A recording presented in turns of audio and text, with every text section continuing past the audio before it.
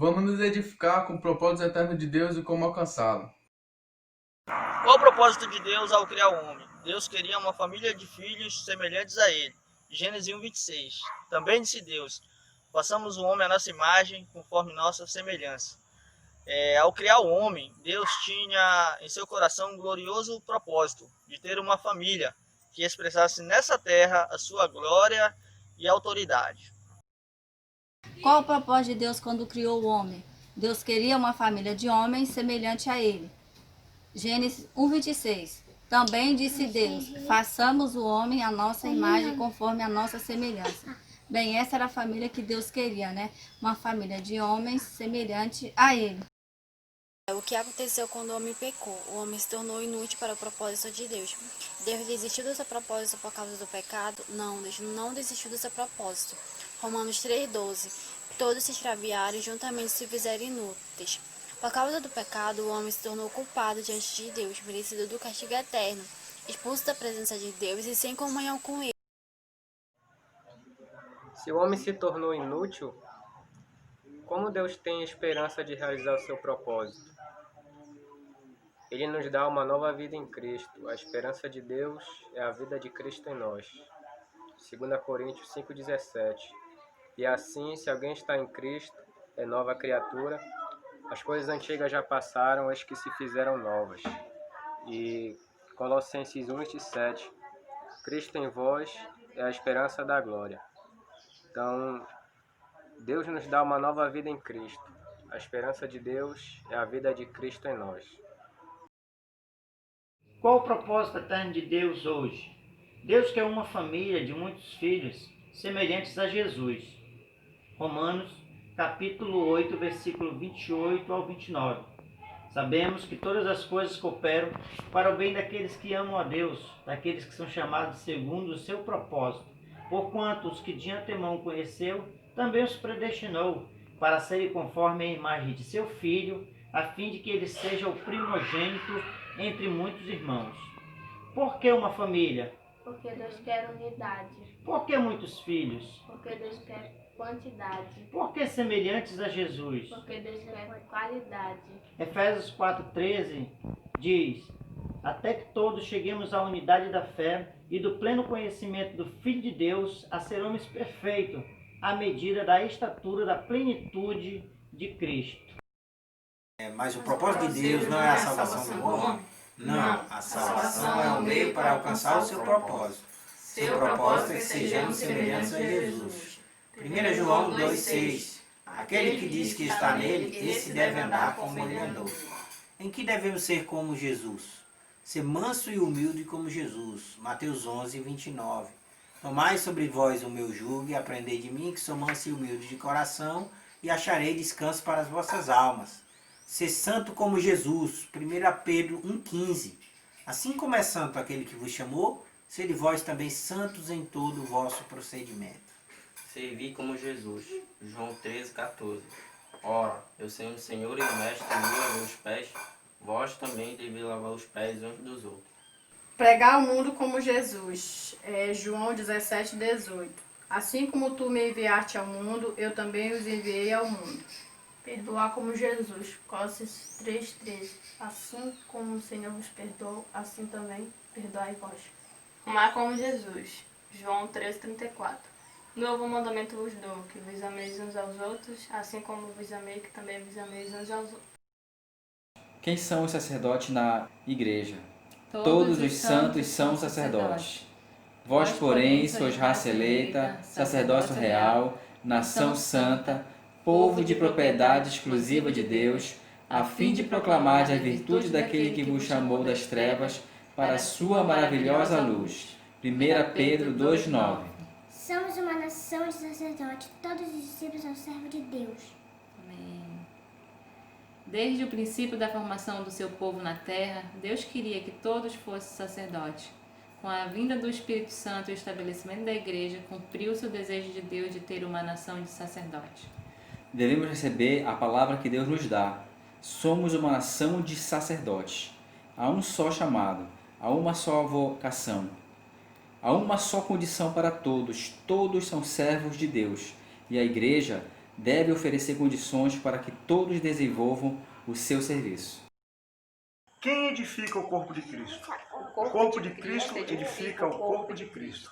Efésios 4, 11 e 12. Ele mesmo concedeu uns para apóstolos, outros para profetas, outros para evangelistas e outros para pastores e mestres, com vista ao correto ordenamento dos santos, para desempenho do seu serviço e para a edificação do corpo de Cristo. Então, quando todo membro está corretamente ordenado e desempenha o seu serviço, o corpo é edificado. Não só os ministérios específicos, como pastores, mestres, evangelistas, edificam, mas todo membro edifica o corpo de Cristo. Como se inicia o serviço de fazer discípulos, sendo testemunho e proclamador. Atos 1:8. Mas recebereis poder ao descer sobre vós o Espírito Santo, e sereis minhas testemunhas, tanto em Jerusalém como toda a Judéia e Samaria até os confins da terra. Recebemos poder para sermos testemunho e proclamador da vida de Cristo. Testemunha, como iniciamos o serviço de fazer discípulos, sendo testemunha e proclamador. Atos 1:8.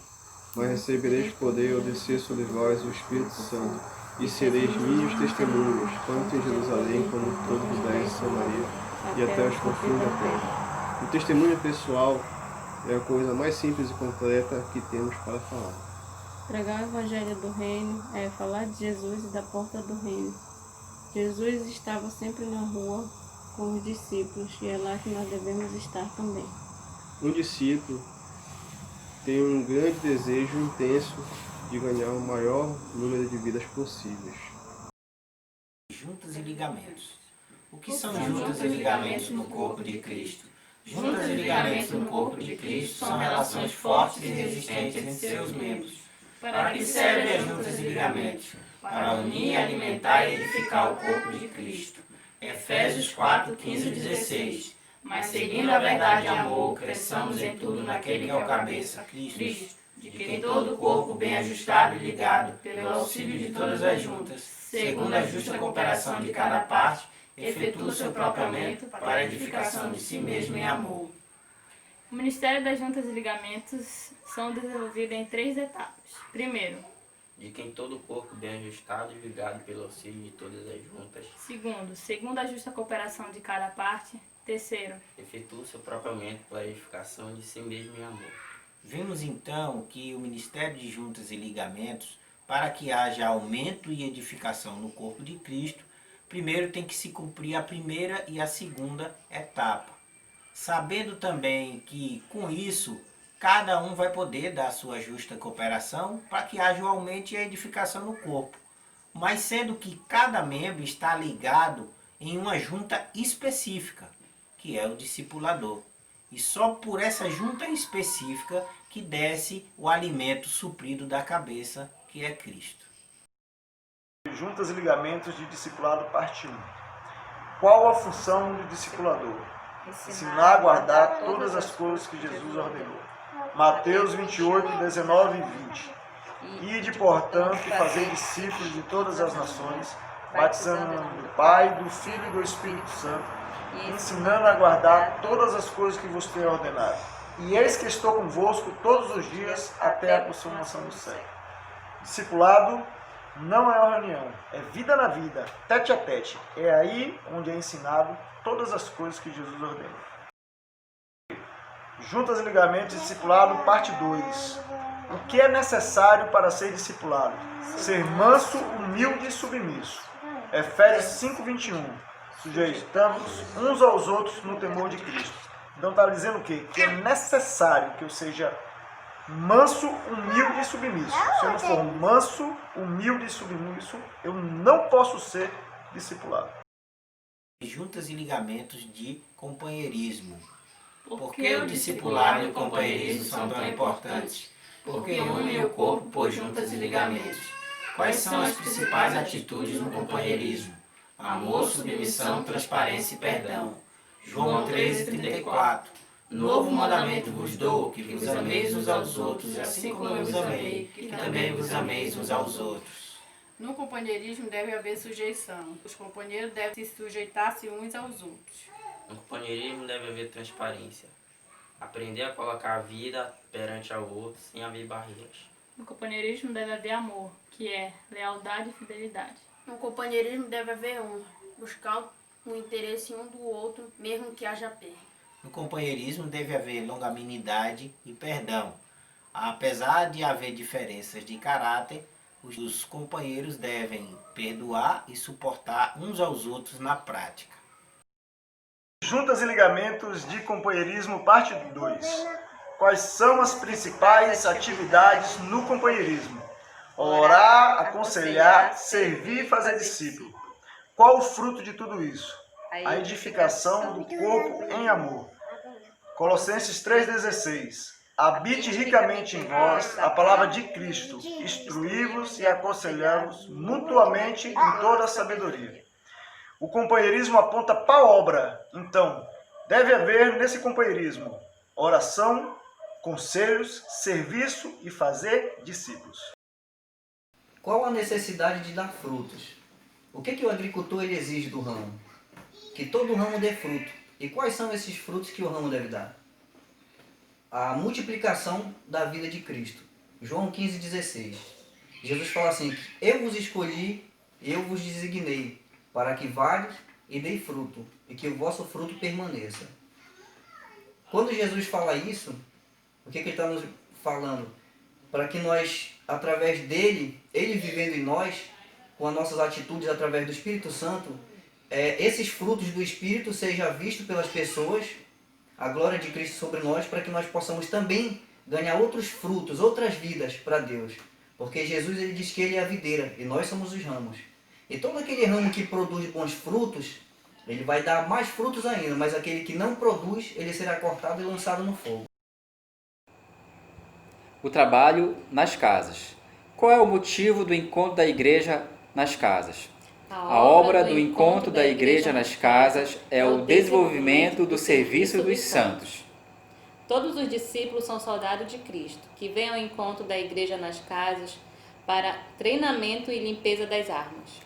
O Espírito Santo dirigiu a igreja a reunir-se nas casas, porque tudo o que o Senhor Jesus nos tem revelado sobre o correto ordenamento dos santos, o desempenho do serviço, juntas e ligamentos, só pode ser praticado em pequenos grupos. Portanto, meus amados irmãos, sede firmes e inabaláveis, sempre abundantes na obra do Senhor, sabendo que no Senhor o vosso trabalho não é vão. 1 Coríntios 15:58. Que o Senhor Jesus nos dê a vitória.